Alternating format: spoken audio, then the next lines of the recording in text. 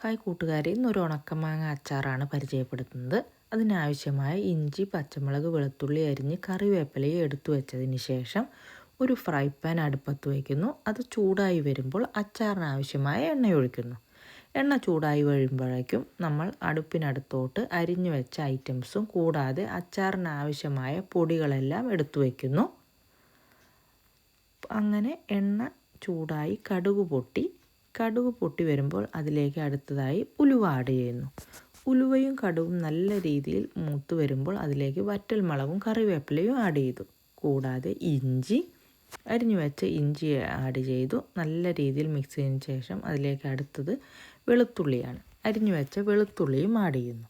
വെളുത്തുള്ളിയും ഇഞ്ചിയും നല്ല രീതിയിൽ ഇളക്കി വരുമ്പോൾ പിന്നെ ആഡ് ചെയ്യേണ്ടതാണ് പച്ചമുളക്. ഇവിടെ പച്ചമുളക് എന്ന് പറയുന്നത് റെഡും ഗ്രീനും കൂടി മിക്സാണ്. അങ്ങനെ റെഡ് ചില്ലി ആഡ് ചെയ്യുന്നു. റെഡ് ചില്ലിയും അതിലേക്ക് മിക്സ് ചെയ്തതിന് ശേഷം പിന്നെ നമ്മൾ അതിലേക്ക് ആഡ് ചെയ്യേണ്ട ഒരു മെയിൻ ഐറ്റംസാണ് അച്ചാറിന് ആവശ്യമായ ഉപ്പ്.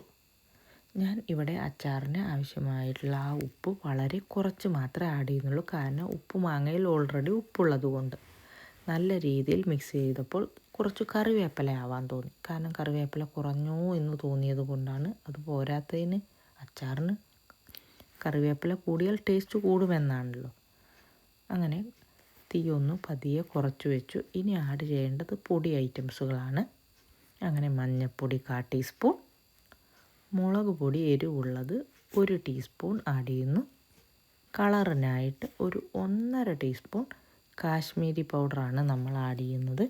അപ്പോൾ തോന്നി കുറച്ചുകൂടി മുളക് പൊടി എരിവാവാം എന്ന് വിചാരിച്ച് ഒരു 1/4 ടീസ്പൂൺ മുളക് പൊടി കൂടി ചേർത്തി നല്ല രീതിയിൽ മിക്സ് ചെയ്യുന്നു. മിക്സ് ചെയ്ത് ഈ ഒരു കളർ ആവുന്ന രൂപം വരെ നമ്മൾ നല്ല രീതിയിൽ ഇളക്കേണ്ടതാണ്.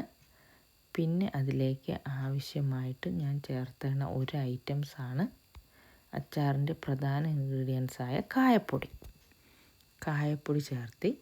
പിന്നെ ഞാൻ ഒരുവിധം അച്ചാറുകളിലെല്ലാം കുറച്ച് കുരുമുളക് പൊടി ചേർക്കും. ആ കുരുമുളക് പൊടി കൂടി ചേർത്ത് നല്ല രീതിയിൽ മിക്സ് ചെയ്യണം. നല്ല രീതിയിൽ മിക്സ് ചെയ്തതിന് ശേഷം അച്ചാറിനാവശ്യമായ വിനെഗർ ആഡ് ചെയ്യുന്നു. വിനെഗർ തിളച്ചു വരുമ്പോൾ അതിലേക്ക് ഗ്രേവിക്കായി നമ്മൾ തിളപ്പിച്ചു വെച്ച ചൂടുവെള്ളം ഒഴിക്കുന്നു.